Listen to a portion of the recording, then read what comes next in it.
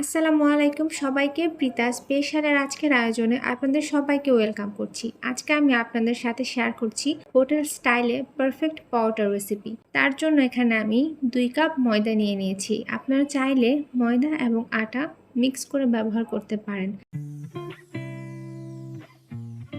দিয়ে দিচ্ছি হাফ চা চামচ লবণ, 1 টেবিল চামচ চিনি, 1 টেবিল চামচ গুঁড়ো দুধ, 2 টেবিল চামচ রেগুলার রান্নার তেল। আপনারা চাইলে এখানে ঘি বা বাটার ইউজ করতে পারেন।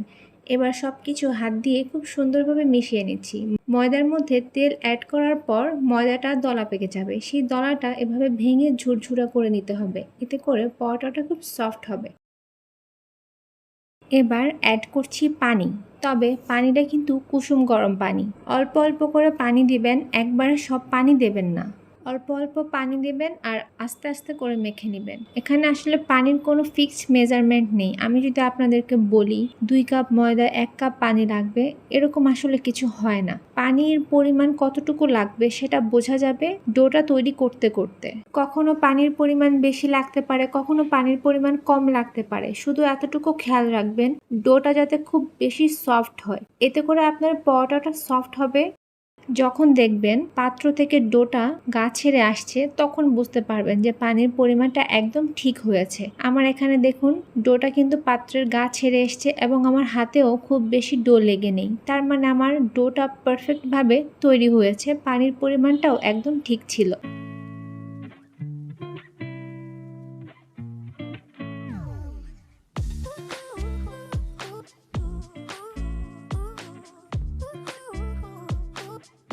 আমি সামান্য পরিমাণ তেল উপরে মেখে নিচ্ছি, এতে করে উপরের দিকটা ড্রাই হয়ে যাবে না এবং ডোর ভেতরের ময়েশ্চারটা লক থাকবে। এবার একটা ভেজা কাপড় দিয়ে আমি ডোটা ঢেকে দিচ্ছি। এমনভাবে ঢেকে দিতে হবে যাতে করে কাপড়টা ডোর গায়ে লেগে থাকে, এতে করে ডোটা খুব মসৃণ হবে, সফট হবে। এভাবে আমি 1 ঘন্টা কাপড় দিয়ে ডোটা ঢেকে রেখেছিলাম। ফিরে এলাম 1 ঘন্টা পর। দেখুন ডোটা কতটা সফট দেখাচ্ছে। আপনারা হয়তো দেখেই বুঝতে পারছেন ডোটা আগের থেকে কত পরিমাণ মসৃণ হয়ে গিয়েছে। এবার আমি আরো কিছুক্ষণ ডোটা মেখে নিচ্ছি।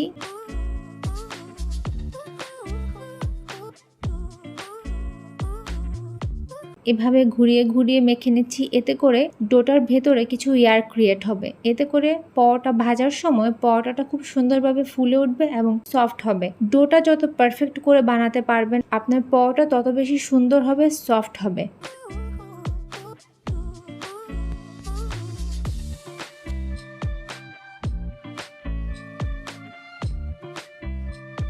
ডোটা আমি এবার ভাগ করে নেব। আমি যতটুকু পরিমাণ ডো দিয়ে পরোটা বেলবো ততটুকু পরিমাণ করে ডোটা আমি ভাগ করে নিচ্ছি।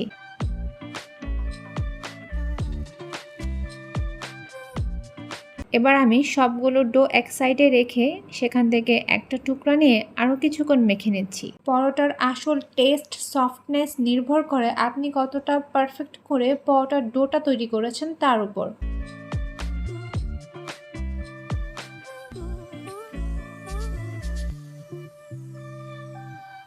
ডোটা আমি এভাবে ঘুরিয়ে ঘুরিয়ে মেখে গোল করে নিচ্ছি। খেয়াল রাখবেন ডোটার মধ্যে যাতে কোনো ফাটা জায়গা না থাকে। এবার সামান্য তেল দিয়ে আমি একটা রুটির মতো বেলে নিচ্ছি। হোটেলে কিন্তু দেখবেন ময়দা বা আটা দিয়ে পরোটাটা বেলা হয় না, পরোটাটা বেলা হয় সম্পূর্ণ তেলের ওপর। এ পর্যায়ে রুটিটা যতটুকু সম্ভব পাতলা করে বেলে নিতে হবে।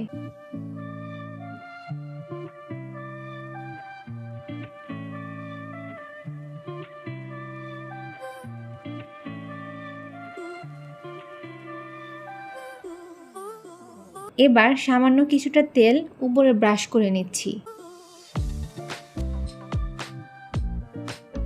কিছুটা ময়দা উপর দিয়ে ছড়িয়ে দিচ্ছি।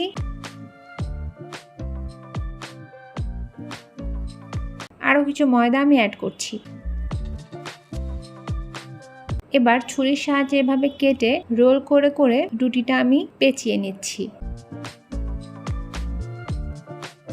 এবার এভাবে গোল করে আমি এবার রুটিটা বেলে নিব। পরোটার পুরুত্বটা খুব বেশি ভারী বা খুব বেশি পাতলা হবে না। নর্মাল রুটি আমরা যেমন খাই তার চেয়ে কিছুটা ভারী হবে।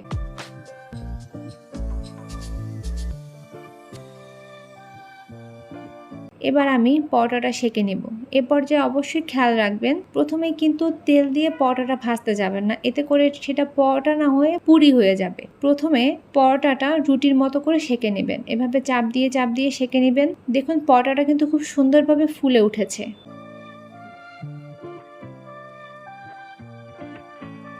খেয়াল করুন, পরোটাটা ঘুরিয়ে রোল করে বানানোর কারণে পরোটার যে লেয়ারটা সেটা কিন্তু অলরেডি খুলে আসছে। পরোটাটা রুটির মতো করে সেঁকা হয়ে গেলে আমি পরোটাটা সামান্য তুলে নিয়ে তেলটা অ্যাড করে সাথে পরোটাটা এভাবে ঘুরিয়ে ভেজে নিচ্ছি। এতে করে পরোটার সব সাইডে সুন্দরভাবে তেলটা লেগে যাবে। পরোটাটা এভাবে লাল করে ভেজে নিয়েছি। আমরা কিন্তু হোটেল থেকে পরোটা কিনতে গেলে বলে থাকি যে তেল বাড়িয়ে দিয়ে লাল করে মুচমুচো করে ভেজে দেন। আমি ঠিক সেভাবেই আজকে পরোটাটা ভেজে নিচ্ছি। আমি আরেকটা পরোটা আপনাদেরকে ভেজে দেখিয়ে দিচ্ছি। পরোটার পারফেক্ট ডো তৈরি করার পরেও পরোটা টেস্টি করে বানানোর জন্য আরো কিছু উপায় থাকে, সেটা হচ্ছে পরোটাটা ভাজা। পরোটাটা আপনি যত সুন্দর করে ভাজবেন পরোটাটা খেতে তত বেশি ভালো লাগবে। উপরটা হবে মুচমুচে, ভেতরটা হবে সফট, এরকম পরোটাই তো আমরা চাই।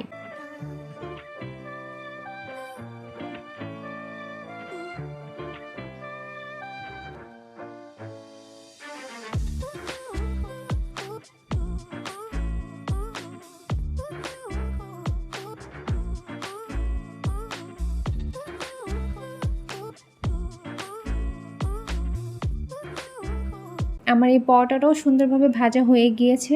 এবার আমি একটা পরোটা নিয়ে আপনাদেরকে একটু দেখিয়ে দিচ্ছি। টিস্যু বা টাওয়াল দিয়ে আপনারা এভাবে পরোটাটা দোকানের মতো চেপে ভেঙে নেবেন। পরোটাটা কতটা সফট হয়েছে আমি আপনাদেরকে দেখিয়ে দিচ্ছি। মুঠো করার পরও পরোটাটা নিজে থেকেই সফট হয়ে মেলে আসছে। আমার আজকের রেসিপি যদি আপনাদের একটু ভালো লেগে থাকে তাহলে অবশ্যই লাইক, কমেন্ট, শেয়ার করবেন এবং আমার চ্যানেলটি অবশ্যই সাবস্ক্রাইব করবেন। এতক্ষণ আমার ভিডিওটি দেখার জন্য অসংখ্য ধন্যবাদ।